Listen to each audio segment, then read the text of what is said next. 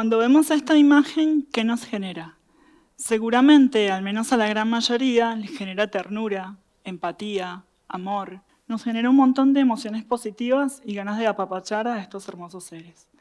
Si vemos esta otra imagen, seguramente las emociones sean muy similares.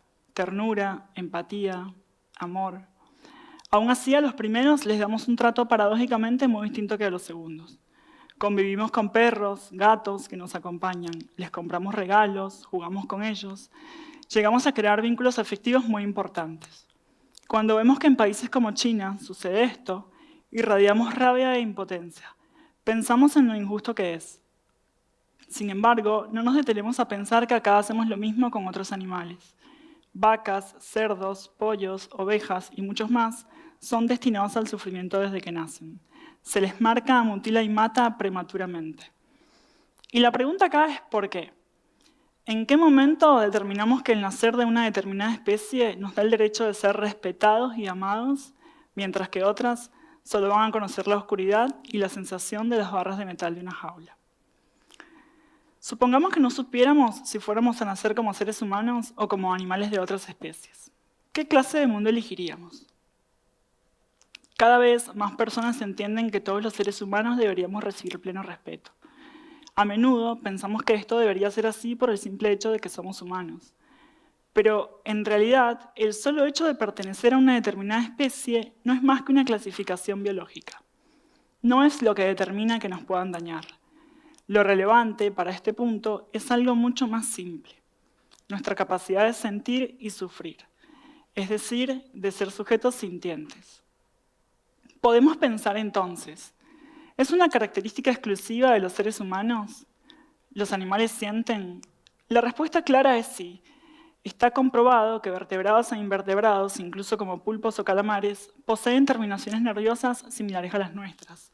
Pueden sentir dolor, tener emociones, pueden crear vínculos afectivos, formar familias, tener deseos e intereses. Todas las personas que nos encontramos acá presentes tenemos intereses y deseamos que sean respetados, más allá de nuestra religión, nacionalidad, color de piel, sexo, género. Las personas haríamos cualquier cosa por evitar o disminuir el sufrimiento de alguien. Está claro que cada animal, cada individuo, con sus particularidades que lo definen, es alguien y no algo.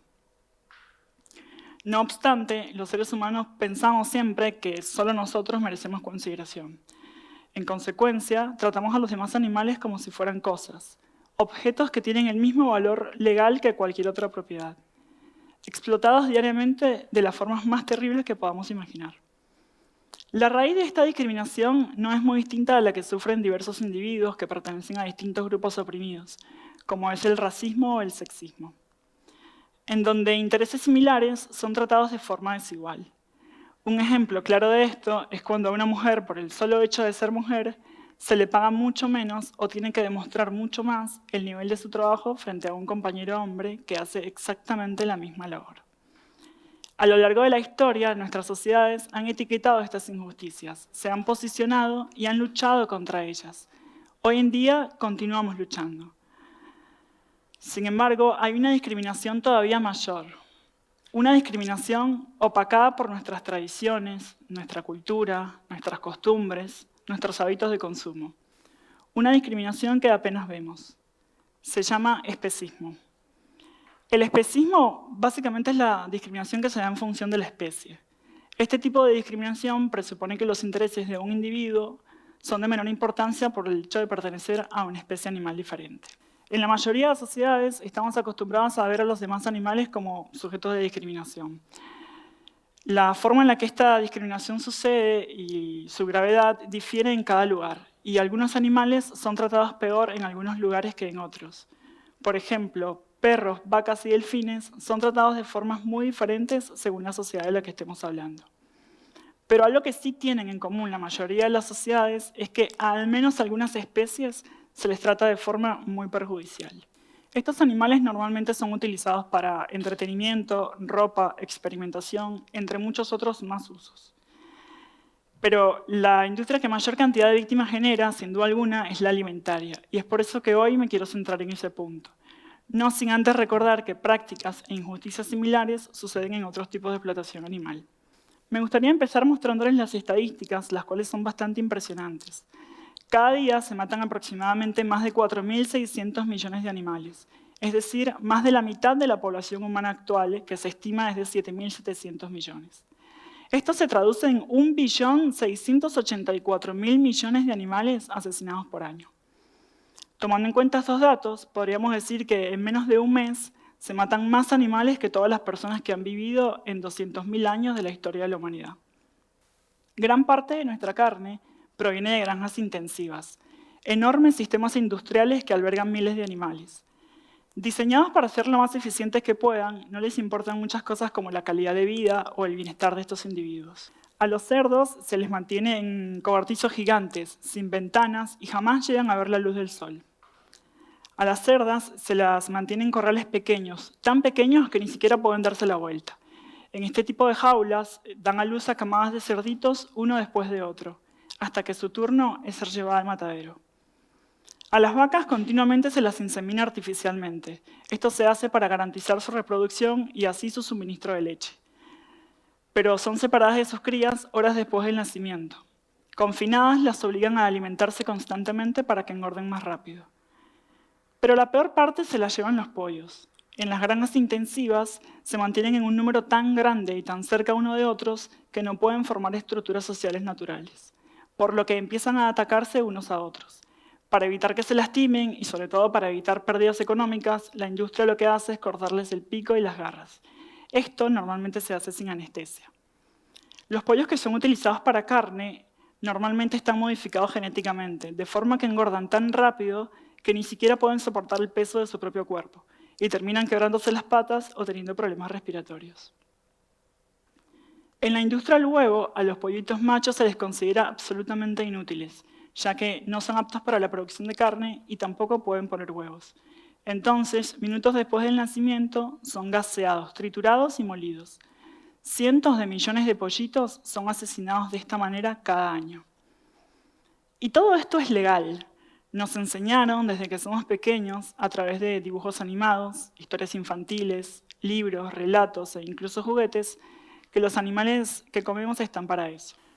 Nos educaron desde que tenemos conciencia de la realidad que estos animales viven felizmente en pastos verdes, contentos de darnos su leche y su carne.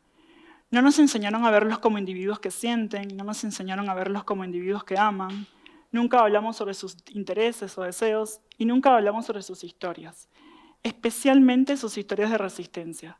Rara vez escuchamos sus historias porque vivimos en un sistema que está construido para minimizarlas. Jaulas, cajones, canaletas, picanas eléctricas, sistemas utilizados y especializados para hacer vulnerables a los animales y para que no se resistan. Sin embargo, aún así ellos luchan en cada oportunidad que tienen. Beyoncé es un ejemplo de animales que luchan. Ella es una gallina que se lanzó del camión que la estaba transportando al matadero. Tuvo la suerte de ser rescatada por una persona que la encontró herida en la calle y tras su recuperación vive hoy felizmente en un santuario en el estado de Georgia, en Estados Unidos. Y un caso que a mí particularmente me conmueve mucho, quizás por la cercanía, es el caso de Seib. Seib es una ternerita que nació enfrente del matadero de Morón, acá en la provincia de Buenos Aires. Seib nació en medio de la bosta y el terror de las de su especie. Fue rescatada por activistas que se encontraban en la zona. Lamentablemente no así tuvo la misma suerte su madre, quien pese a haber dado a luz, ese mismo día fue asesinada en el matadero. Seib era una bebé recién nacida que no tenía a su madre, por lo cual necesitó y obtuvo en muchas formas humanas una sustituta materna. Y a pesar de haber estado muy cerca de la muerte en muchas oportunidades, Seib resistió, luchó y hoy vive en completa libertad en un santuario de animales en la provincia de Córdoba. Y nuevamente la pregunta es, ¿por qué sucede todo esto? La realidad es que los seres humanos no estamos muy acostumbrados a cuestionarnos muchas de las cosas que hacemos. Mucho menos nos cuestionamos de dónde sale lo que comemos o lo que vestimos. Particularmente creo que una de las cosas más hermosas que podemos tener como seres humanos es el razonamiento y la empatía. Sin embargo, hemos creado el arte de desconectarnos de lo que realmente estamos comiendo. Disociamos cognitivamente eso que comemos al sujeto sintiente y con intereses que era. Pero hay algo que podemos hacer. Ahora mismo, mientras estoy acá hablando, habrán muerto alrededor de 38.880.000 animales solo para fines alimenticios. Necesitamos recuperar nuestra relación con las otras especies, alejarnos del antropocentrismo que nos pone en una situación de superioridad. Supongamos que no supiéramos si fuéramos a nacer como seres humanos o como animales de otras especies. ¿Qué clase de mundo elegiríamos? Si pensáramos honestamente, seguramente escogeríamos un mundo en el que se respetase a los animales. Esto indica que la actitud de desconsideración hacia estos no está justificada. ¿Qué pasaría si miramos con detenimiento y pensamos que la carne de ese animal que está entre dos rebanadas de pan fuera la de nuestro perro? ¿Nos daría lo mismo? ¿Por qué nos da lo mismo si es la de otra especie? Mi objetivo hoy no es que dejen de comer animales. Mi objetivo es que lo piensen cuando estén acariciando a su perro o a su gato. Mi objetivo es que reflexionen sobre esto, se informen y tomen una decisión al respecto. Muchas gracias.